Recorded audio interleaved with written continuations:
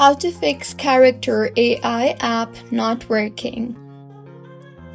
Hello everyone, I am Shaka and welcome to our channel. I will take you through the step-by-step process on how to fix character AI app not working.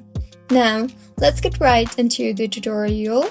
Firstly, go ahead and make sure you are using the latest version of the application. To check, open App Store and tap on the search bar and search for character AI. Make sure the app is updated to its latest version for the app to function smoothly. Mine is showing open here, which means the app is up to date. If not, it would show update instead of open. See if the issue is fixed or not. If not, launch the settings application on your device and tap on General and then on iPhone Storage.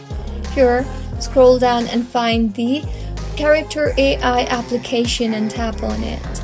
Now, tap on the Offload App option and offload the app and reinstall the app again, as doing this will clear the cache in the application.